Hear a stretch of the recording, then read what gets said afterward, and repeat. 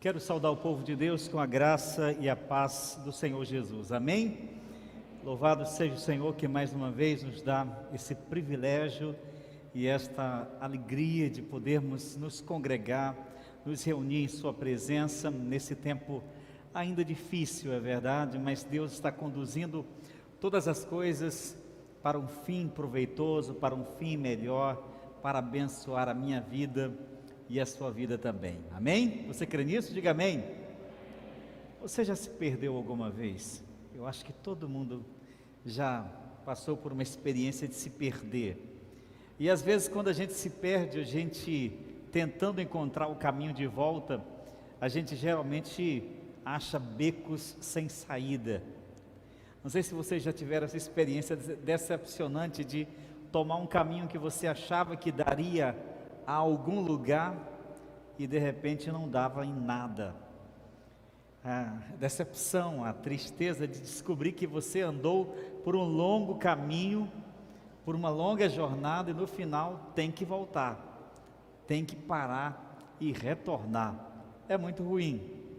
Eu estou falando isso porque hoje nós queremos pensar com os irmãos, refletir com os irmãos sobre esse assunto, nossos comandos de Deus nos becos sem saída da nossa vida. E a história que a gente vai ler hoje na palavra de Deus fala exatamente de um momento em que o povo de Deus estava literalmente em um beco sem saída. Êxodo capítulo 14, versos 8 a 15. Êxodo capítulo 14, versos 8 a 15, você pode ficar sentado como está e acompanhar a leitura da palavra de Deus. O Senhor endureceu o coração do faraó, rei do Egito, para que ele perseguisse os israelitas que haviam partido triunfantemente. Os egípcios os perseguiram com todas as forças do exército do faraó, todos os seus cavalos e carros de guerra, cavaleiros e tropas, e os alcançaram no acampamento em Pi-Hairote, à beira do mar, em frente a Baal-Zefon. Quando o faraó se aproximava, os israelitas levantaram os olhos e viram os egípcios marchando contra eles. Em pânico, clamaram ao Senhor e disseram a Moisés: por que você nos trouxe ao deserto para morrer? Não havia sepulturas no Egito? O que você fez conosco, que nos forçou a sair do Egito? Quando ainda estávamos no Egito, não lhe avisamos que isso aconteceria? Dissemos: deixe-nos em paz, continuaremos, afinal é melhor ser escravo no Egito que no deserto. Moisés, porém, disse: não tenham medo, apenas permaneçam firmes e vejam como os resgatará neste. Vocês nunca mais verão os egípcios que estão vendo hoje. O próprio Senhor lutará por vocês. Fiquem calmos. Fiquem calmos. Então disse a Moisés: por que você está clamando a mim? Diga ao povo que marche. Diga ao povo que marche. Amém?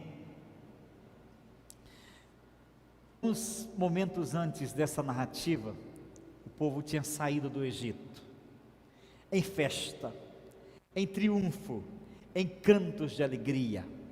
Uma geração de mais ou menos 2 milhões de pessoas tinham sido libertados poderosamente pela mão do Senhor de uma escravidão horrorosa, humilhante, que já durava 4 séculos. Depois de 4 séculos sendo oprimidos, humilhados, vilipendiados, reduzidos a objetos, reduzidos a instrumentos humanos, o Senhor ouviu o clamor do seu povo e ali, através de glorioso, estrondoso poder, Deus resgatou o seu povo, e eles saíram naquela manhã, em direção ao sonho, ao projeto, a Canaã, a terra prometida. Era desejo deles, era promessa de Deus que eles chegassem à terra onde pudessem se estabelecer e formar uma nação próspera e feliz sob o governo de Deus. A estrada do Egito até Canaã, a terra prometida, era uma estrada longa que levaria 40 dias de viagem a pé pelo deserto. Mas Deus, diz o texto de Êxodo, que Deus mudou a rota. Ao invés deles saindo do Egito, irem para o sul, em direção a Canaã, eles foram para o norte, porque Deus disse a Moisés: manda o povo ir para cá, manda o povo tomar esse caminho, porque Deus os fez ir por outro caminho, que Deus sabia que não ia dar em nada.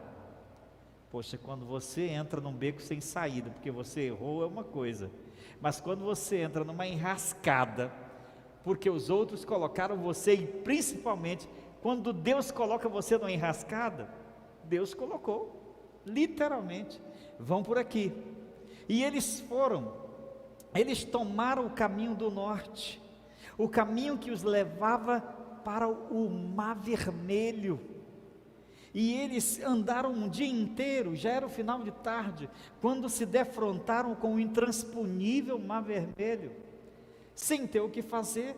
Moisés disse: vamos acampar aqui.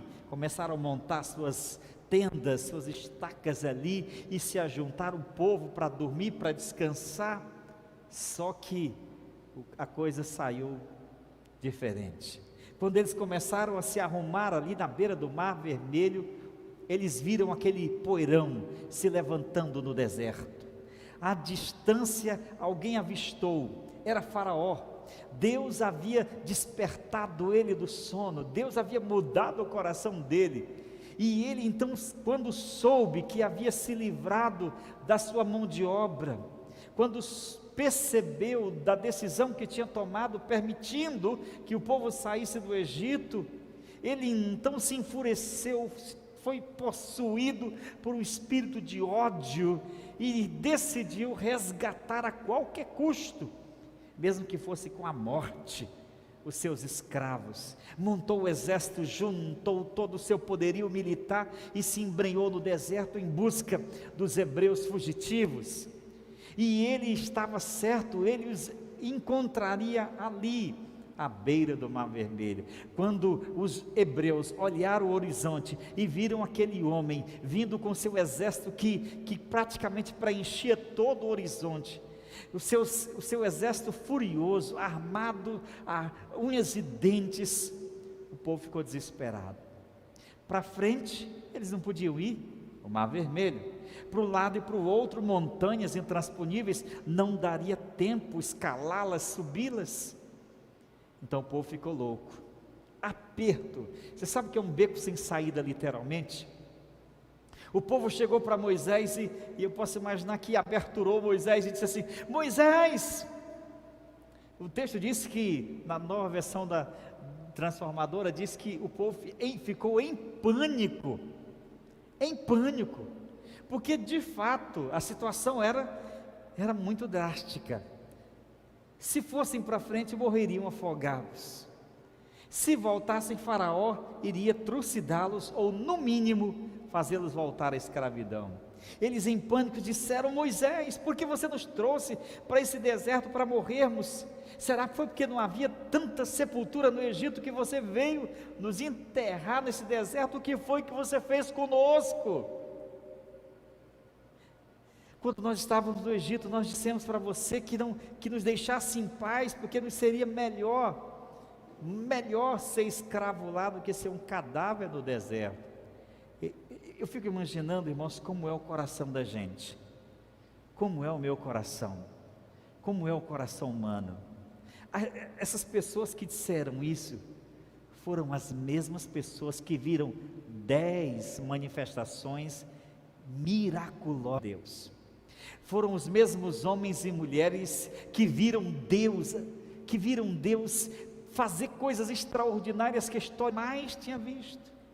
E eles com essas palavras, estão dizendo que Deus, o Deus que os tirou de lá do Egito, tanto poder e glória, os deixaria virar cadáver no deserto. Moisés até que tentou nessas horas de pressão, né? Um líder pressionado é uma pessoa, é uma bomba para estourar. Mas Moisés, a Bíblia diz que Moisés era um homem manso. Um homem manso. Ele até que tentou dar um jeito, deu uma palavra dura para eles, diz assim: não tenha medo, acalmem-se, apenas permaneçam firmes, e vocês vão ver que o Senhor resgatará vocês. Vocês nunca mais vão ver esses egípcios que estão vindo perseguir vocês. O próprio Senhor lutará por vocês. Fiquem calmos. Mas ele estava, se eu fosse ele, eu estaria, né? Ora, a situação não é brincadeira. Fiquem calmos. Para de gritar. Vai gritando. Aí, o que ele faz? Como um homem crente, vai orar. O texto não diz literalmente que ele orou, mas a resposta divina pressupõe que sim. Ou não sei se Deus só ouviu o grito dele, não o grito dos lábios, mas o grito do coração. Tucu, tucu, tucu, tucu. Aí o Senhor disse a Moisés: por que você está clamando a mim? Diga ao povo que marche, que avance. Ora, não tinha resposta pior do que essa não, do ponto de vista humano. Se Deus tivesse dito: meu filho Moisés, se acalme, fique tranquilo, daqui a pouco eu vou mexer os pauzinhos aqui, vou abrir o mar vermelho para vocês. Não, Deus não disse: diga ao povo que marche. O cara já estava desesperado, e Deus nos dá um desafio do tamanho mas marchar para onde, Senhor? Para onde é que nós vamos marchar?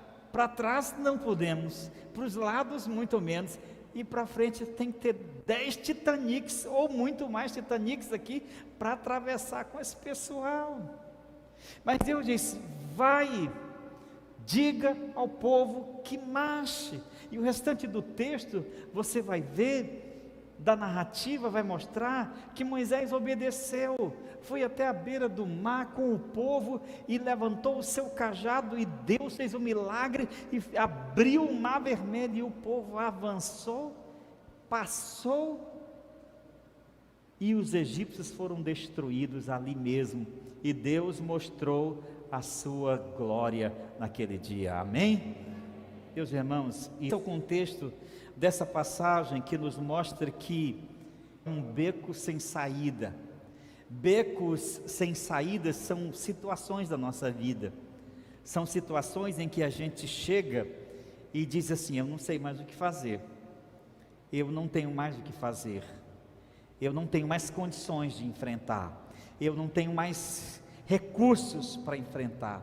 São situações em que a gente não sabe a quem recorrer, não tem como ir para o lado, nem para a direita, esquerda, nem para frente, nem para trás. Situações em que a gente, de fato, é tentado a se entregar ao pânico, ao desespero.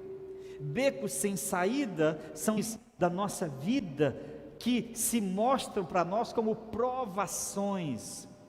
Becos são esses momentos de adversidades que sorvem as nossas forças e que provam a nossa tão pequenina e frágil fé. Becos sem saídas são situações em que Deus permite que cheguemos lá, e às vezes Ele mesmo nos leva até esses momentos para que, em primeiro lugar, Ele manifeste sua glória em nossa vida, e em segundo lugar, Ele manifesta o seu amor cuidando de nós. Talvez alguns de vocês estão vivendo hoje algum beco sem saída. A própria pandemia em si já é um enorme beco sem saída da humanidade. Por mais que essas vacinas que estão sendo testadas e já aplicadas nas pessoas estejam fazendo algum efeito, há muitas descrenças, há muitas controvérsias, há muitas coisas que às vezes quando a gente abre a TV e vê os noticiários e vê as estatísticas, a gente se pergunta quando é que tudo isso vai acabar? Já chega, ninguém aguenta mais, ninguém suporta mais tantas estatísticas tristes. Parece que a esperança está cada vez mais longe, no fim do túnel. Parece que a coisa não está andando bem. E o que a gente faz nesses momentos? O que fazer nos becos sem saídas da vida?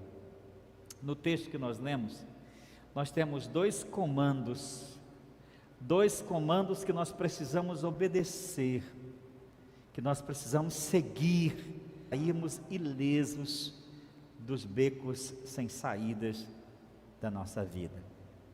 Primeiro comando, por favor, Claudinei. Primeiramente, nós precisamos ficar quietos e calmos. Olha o que diz o Moisés ao povo: o próprio Senhor lutará por vocês. Fiquem calmos, fiquem calmos. Quando a gente enfrenta situações que esgota os nossos recursos, capacidades, a primeira coisa que acontece é que a gente perde a capacidade de raciocinar, e a nossa inteligibilidade é ativada, e a gente perde a capacidade de refletir sobre aquilo, e perde a paciência, e perde a calma. E Moisés viu que aquilo era o que estavam enfrentando os hebreus. Fiquem calmos, a expressão hebraica que karash significa fiquem em silêncio, fiquem mudos, silenciem. Literalmente significa parem de ficar soltando queixumes, parem de ficar soltando murmurações. A coisa é grave mesmo, mas não é hora para isso. A coisa é séria mesmo, mas não é hora para isso. Se acalmem, quieto. Quando nós passamos por adversidades, a gente perde a capacidade de confiar em Deus. A fé é colocada na berlinda e a nossa confiança é testada. É nessas horas que a gente descobre quão pequena, insignificante, frágil é a nossa confiança no Senhor. Não porque Deus não esteja do nosso lado, mas porque somos nós que ainda não temos a maturidade para confiar plenamente num Deus conosco. Mas quando passamos por adversidades, a incredulidade que nos leva a soltar queixumes e murmurações. Fiquem quietos, disse Moisés, fiquem calmos. Deus continua governando, foi Ele que os trouxe para cá, Ele está com a gente, Ele está levando a gente para Canaã. Não sei porque Ele os trouxe para cá, o próprio Moisés não sabia, mas Deus sabia. E lá no versículo 4 diz que foi Deus que os conduziu, porque Deus queria glorificar o seu próprio nome na vida de Faraó. Iria definitivamente banir o nome daquele ímpio da face da terra por ter resistido a Deus até o final. Tinha um propósito, mas às vezes quando a gente passa por adversidades, por becos sem saídas da nossa vida, nós permitimos que as situações, que as adversidades turvem a nossa fé, mexa com o nosso coração, mexa com a nossa confiança em Deus. A incredulidade cria, dimensiona, ela maximiza as dificuldades. Será que eles não podiam raciocinar por um só minuto que o Deus que teve o trabalho de libertá-los do Egito iria agora abandoná-los ali na beira daquele mar? Mas quando a gente está aflito, a gente não pensa, muito menos não pensa pela fé. A gente pensa pela nossa capacidade de raciocinar. Pronto, é o fim. É o fim. A fé é a capacidade de ver além das circunstâncias. Nós precisamos ver pela ótica divina o projeto de Deus. Deus não abandona nada que Ele começa. Deus não abandona nada que Ele começa, toda obra que Ele começa, Ele conclui, porque Paulo diz que Ele é poderoso, aquele que começou boa obra em nós, é fiel para completá-la até o dia final. Deus estava comprometido em salvá-los, em tornar seu povo, aquele mais duro, por mais resistente, por mais que fosse de dura cerviz, era a menina dos olhos dele. Ele os tirou do Egito, deixaria perecer naquele deserto. Nós fazemos a mesma coisa, estamos desempregados, a gente começa a querer olhar para Deus e ler Deus à luz dos nossos problemas. Estamos doentes, a gente então começa a se perguntar, a se questionar, a gente começa a ler Deus à luz dos nossos problemas. Aí a gente está vivendo uma crise financeira, passando necessidades, aí a gente começa a se questionar, a pensar, a refletir, a manter aquele murmúrio interior, aquele grito da alma, o coração fica intranquilo, a mente intranquila, e a gente começa a ler Deus à luz dos nossos problemas, quando na verdade nós precisamos aprender a ler os nossos problemas à luz do conhecimento de Deus, que Deus não abandona o que faz conosco, ficar quieto, sem murmurar, sem reclamar. Precisamos ficar primeiro, porque Deus controla de tudo, inclusive da minha vida. Se eu sou seu filho, quer eu viva, quer eu morra, qualquer circunstância da minha vida será para a sua glória. Paulo disse, olha, tanto antes como agora, Cristo será engrandecido no meu corpo, quer pela vida, quer pela morte, porque para mim, o viver é Cristo e o morrer é lucro, louvado seja Deus.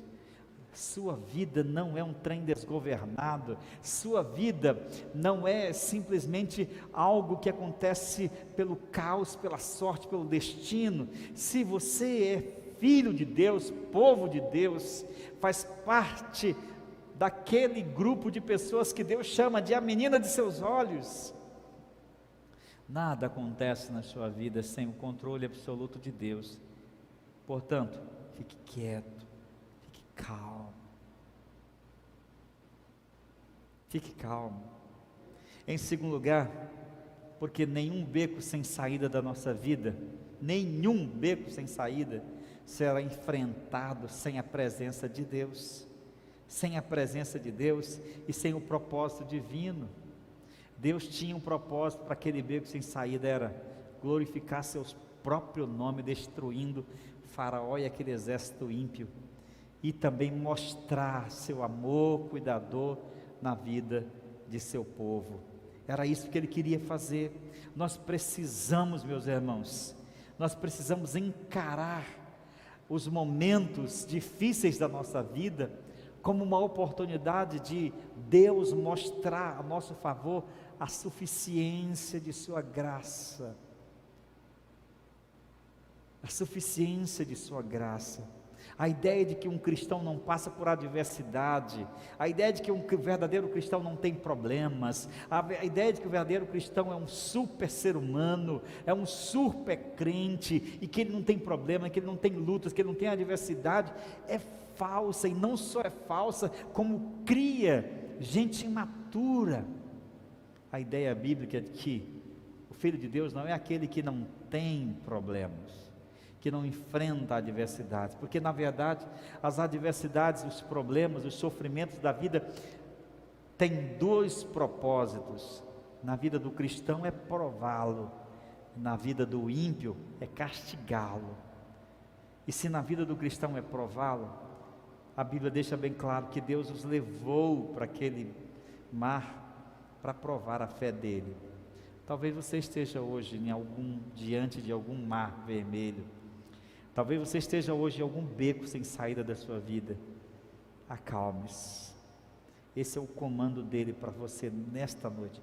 Fique calmo, confie, o Senhor pelejará por você. Amém? Diga para a pessoa que está do seu lado: olha, o Senhor pelejará por você. Sim, o Senhor vai pelejar por você. Em segundo e último lugar, o segundo comando para nos becos sem saída da nossa vida é: precisamos avançar. Parece contraditório, mas como é que eu vou ficar quieto e avançar? É exatamente essa a ideia bíblica. Como é que um povo angustiado, como é que um povo agitado, como é que um povo incrédulo, como é que um povo cuja alma confusa podia avançar? Não pode. Pela força e recurso humano, não pode. Então Moisés vai orar ao Senhor, diz o texto, e Deus disse para ele: por que você está clamando a mim? Diga ao povo que ande, que avance, vai, caminha, vai. Diga ao povo que marche. Não há contradição aqui, na verdade há uma sucessão de ideias. Só pode andar pela fé, só pode receber desafios maiores, só pode caminhar de fato nos propósitos de Deus, aqueles cujo coração está em paz, calmo e tranquilo. Moisés deve ter achado esquisita aquela ordem de Deus. Como eles poderiam enfrentar aquele mar? Mas Deus nunca, coloque cor na sua cabeça, Deus nunca dá ordem para ninguém sem antes prover as condições para cumprir essa ordem. Nunca. Jamais Deus disse assim: faça isso, sem antes fazê-lo. E eu me lembro que quando Jesus chegou numa sinagoga em Cafarnaum, ele chegou e tinha um homem que tinha uma mão mirrada, uma mão torta para trás, e era sábado, e quando ele chegou naquela sinagoga, foi dada a palavra a ele, ele se levantou diante de todos e viu o sujeito, mais ou menos a distância que estou vendo vocês, e tendo compaixão daquele homem que não podia trabalhar, não podia comprar o pão para comer, não podia sobreviver, não podia manter sua família porque era aleijado. Ele olhou para o homem e disse: estenda a mão. Que absurdo, né? Que absurdo, está aqui, não, essa não, é a outra, estenda a mão. E a Bíblia diz que o homem estendeu a mão, porque o comando e a ordem só poderia ser dada, porque Jesus estaria dando o poder para fazê-lo. E diz o texto que o homem estendeu, e quando ele estendeu, ele foi curado. É assim que Deus faz, quando Deus diz: faça isso, faça, porque Ele também vai te capacitar a fazê-lo. A graça de Deus que está em você, sim, agirá em você. Vai, diz o povo, para marchar, diz o Senhor a Moisés. Não é hora de ficarem aí chorando, estagnado, vendo os problemas, chorando ao olhar Faraó. Não é hora de parar diante desse mar vermelho, não é hora. Geralmente quando a gente enfrenta problemas, é o tempo que mais a gente se atrasa na vida. Não porque os problemas atrasem a gente, mas porque a gente reage com uma certa inércia, não uma inércia física, mas uma inércia espiritual. Porque os problemas as adversidades da nossa vida são oportunidades da gente crescer na fé, da gente se aproximar de Deus, para a gente conhecer a manifestação da graça de Deus ativa do nosso dia a dia. O verdadeiro coração posto à prova, confiando em Deus, na bondade de Deus, se levanta nessas horas. Deus disse: vai, porque Ele ia abrir o caminho. Sim, marchem, Ele ia abrir o caminho, Ele abriu. E quando Moisés chegou à beira do mar, levantou o cajado, Ele mesmo começou a entrar, e as águas se abriram, e Deus abriu o mar. Deus estava lá, Deus estava naquela situação. Não é hora de ficar parado. Quando Deus abre o caminho da fé, nós temos que passar, nós temos que confiar. Diga ao povo, por mais absurdo que parecesse a ordem, Deus estava dizendo a eles que eles não tinham que ficar parados, tinham que aceitar desafios maiores. É assim, meus irmãos. Deus não torna cristãos eternamente infantis, pessoas que recebem assim sem confiar. Deus quer que a gente amadureça na fé, Deus quer que a gente confie nele, Deus quer que a gente com ele, porque ele nunca nos dá mandamentos desnecessários, e quando ele nos manda, ele abre o caminho da fé e nos capacita a andar. Ele abriu o mar. Essa pandemia emperrou, sabe? Sim, uma coisa que fez foi que essa pandemia emperrou muito crente. Emperrou como as rodas dos carros de Faraó no meio do mar. Pararam, estagnaram em todos os sentidos. Emperrou muitos crentes. Muitos crentes e muitas pessoas deixaram de agir. Irmãos, tempo de adversidade, beco sem saída, não é tempo de parar, é tempo de avançar. Avançar em quê?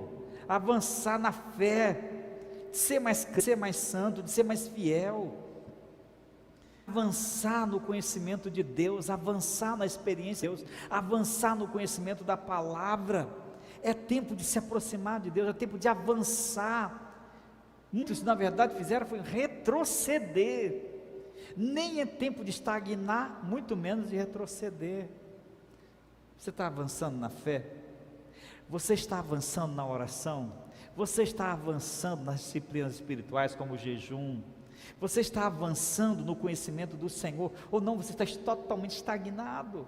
Avance. Tempo de adversidades é tempo de oportunidades. Becos sem saídas são situações que nos impelem a prosseguir e não ficar de braços cruzados. É tempo de avançar no serviço do Senhor, de servir mais, de colocar mais nossos dons a serviço da igreja, do povo de Deus. É tempo de ganhar almas para Cristo, é tempo de falar de Jesus, é tempo de anunciar o Evangelho. E em nenhum momento da história humana o coração das pessoas esteve tão aberto para ouvir o Evangelho que agora. Mas os crentes calados, mas os crentes estagnados, mas os crentes parados. Não vou nem fazer a pergunta, qual foi a última vez Jesus para uma pessoa? É tempo do Senhor, é tempo de ganhar almas para Cristo, é tempo de consolar os aflitos, é tempo de acolher os angustiados de alma, de testemunhar, de fazer missões. É tempo de agir, não ficar parado lamentando os problemas do mundo e os problemas que estamos enfrentando hoje. É tempo de avançar na prática das boas obras, de partilhar o pão com o necessitado, com o faminto, com os desempregados, com os que não têm nada para comer. É tempo da igreja se levantar como um gigante de Deus, como um farol de justiça. É tempo de avançar em nossos projetos pessoais também. É tempo de avançar em nossos projetos pessoais. Tire da gaveta sonhos engavetados, sonhos que foram sepultados. Continue, você está vivo. Continue, você está vivo. Deus tem preservado a sua vida. Não deixe essa pandemia e esses problemas que o mundo vive e que você está vivendo sepultar seus sonhos, sepultar a sua vida, estagnar a sua vida. A estagnação é pecado.